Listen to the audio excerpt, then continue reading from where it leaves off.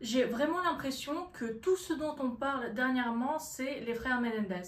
Et ce, pour trois raisons principales. D'une part, grâce à la série Monsters, réalisée par Ryan Murphy. D'autre part, grâce au documentaire Netflix sur les deux frères. Et, dernièrement, grâce à Kim Kardashian qui a remis l'affaire au goût du jour. Pour ceux qui ont décidé d'élire domicile sous un caillou et qui n'ont jamais entendu parler des frères Menendez, même avec les 1 milliard de documentaires et vidéos et edits TikTok qu'on voit passer, je vais vous la raconter brièvement. Le 20 août 1989, la police de Los Angeles reçoit un appel de la résidence des Menendez.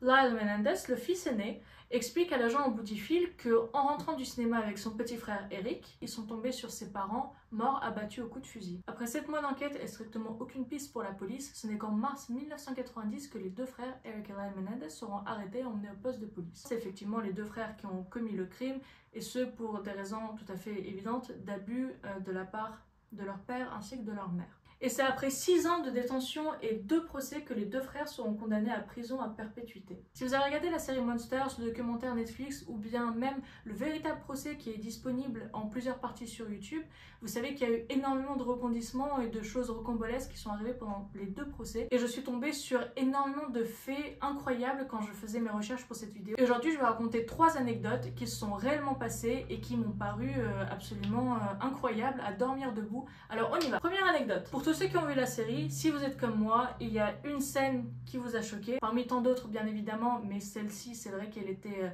assez hardcore. C'est dans l'épisode 1 ou dans l'épisode 2, le moment où toute la famille est à table, et donc on voit Lyle Menendez se disputer avec ses parents pour une quelconque raison, il me semble que c'était à cause de sa copine, et donc sa mère Kitty Menendez se lève et lui arrache une sorte de perruque, un toupet de la tête qui avait l'air d'être là accroché à son crâne avec des agrafes.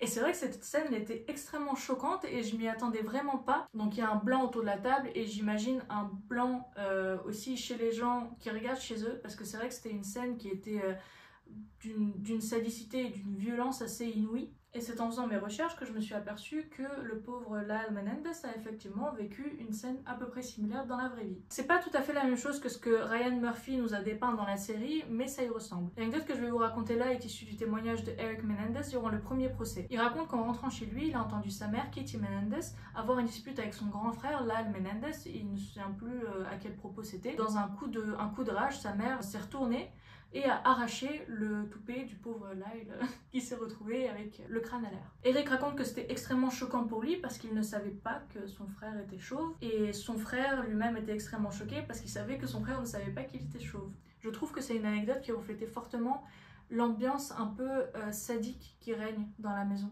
Seconde anecdote qui a encore une fois à voir avec les cheveux de ce pauvre Lyle. Il faut savoir que c'est dû au stress qu'à l'âge de seulement 14 ans, le pauvre il a commencé à perdre ses cheveux. C'était apparemment pas très visible, mais son père, d'une manière ou d'une autre, s'en est rendu compte et a décidé de raser le crâne de son fils de 14 ans et lui faire mettre un toupet. Réaction tout à fait normale, bien évidemment, d'un père avec son fils.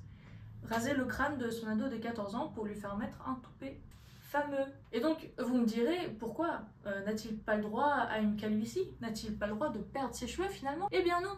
Parce que José Menendez, le père de famille, avait pour objectif d'envoyer ses 2 fils dans une école d'Ivy League. Donc les Ivy League aux États-Unis, c'est un peu comme les grandes écoles en France, c'est des écoles extrêmement prestigieuses. Il me semble qu'il y en a 7, du type Brown, Yale, Harvard, Princeton, ce genre de choses. José Menendez, son grand rêve, c'était d'envoyer ses 2 fils étudier dans une école d'Ivy League afin qu'ils deviennent des politiciens, des sénateurs plus précisément, qu'ils emménagent tous ensemble comme une famille très heureuse en Floride et qu'ils l'aident à atteindre ses objectifs de politicien. Mais vous me direz, qu'est-ce que ça a à voir avec les cheveux de ce pauvre garçon? Eh bien, je vais vous expliquer la logique tout de suite. José Menendez avait extrêmement peur que les amis que se ferait Lyle durant ses années à l'université se rendent compte finalement qu'il perd ses cheveux et que ce soit une réputation qui le suive après qu'il démarre sa vie politique. Alors, troisième anecdote qui pour une fois n'a pas à voir avec Lyle, cette fois ça a à voir avec Eric. Il a expliqué que durant toute sa vie, donc sa jeunesse et son adolescence, il avait extrêmement peur de sa mère pour diverses raisons.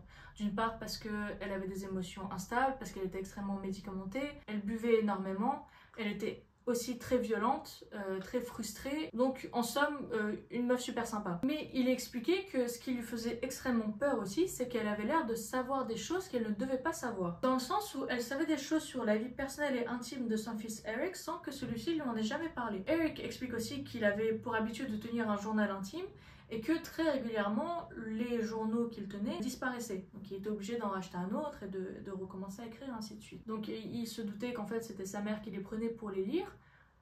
Mais ce qui lui semblait fou, c'est que malgré le fait qu'elle prenne ces journaux, elle n'était pas censée avoir les informations qu'elle détenait. Donc il a cité un exemple, c'était un moment dans sa vie où il était amoureux d'une fille, et il n'en parlait pas dans son journal, et il n'en parlait qu'à des amis en dehors de la maison. D'une manière ou d'une autre, malgré le fait que sa mère piquait ses journaux dans sa chambre, elle était quand même au courant. Ce qui pour lui ne faisait pas sens parce que s'était pas écrit dans son journal, et il n'en parlait pas à la maison. Et c'est quelques jours après avoir assassiné ses parents, qu'en rentrant dans la chambre de sa mère, il s'est rendu compte qu'elle avait un microphone qu'elle fixait en fait sur le téléphone de la maison. Et je sais pas si vous savez, mais avant, quand il n'y avait pas de téléphone portable, donc il y avait un téléphone fixe ou plusieurs téléphones fixes dépendamment de la taille de la maison, et on pouvait en fait renvoyer les appels vers un poste ou un autre. Donc par exemple, disons que quelqu'un appelle sur le téléphone de la cuisine, et bien l'appel peut être dirigé de la cuisine vers votre ligne à vous personnelle dans votre chambre. Donc sa mère avait accès, grâce à cette espèce de boîtier qui est fixé sur le téléphone fixe,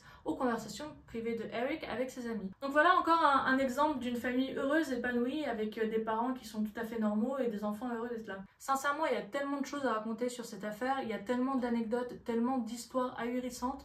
J'ai dû choisir des choses qui n'étaient pas trop choquantes parce que je sais pas trop ce dont on a le droit de parler sur YouTube, quels mots on peut utiliser, et malheureusement une grosse partie des choses dans cette histoire font référence à des abus d'un certain type envers les enfants. Mais sincèrement, si vous êtes intéressé, je vous conseille fortement d'aller voir le documentaire ou bien le véritable procès, qui est encore une fois disponible sur YouTube en plusieurs parties, ou bien il me semble qu'il y a un site qui s'appelle court.tv où vous avez le droit en fait à tout le procès entier. C'est un site américain, mais il me semble qu'il n'y a pas besoin de VPN. N'hésitez pas à me dire si ça vous a plu, si vous voulez d'autres anecdotes et ce que vous pensez de l'affaire surtout. Sachez aussi que les deux frères vont comparaître devant le tribunal le 31, il me semble, janvier, pour potentiellement voir leur peine se terminer après 35 ans d'enfermement.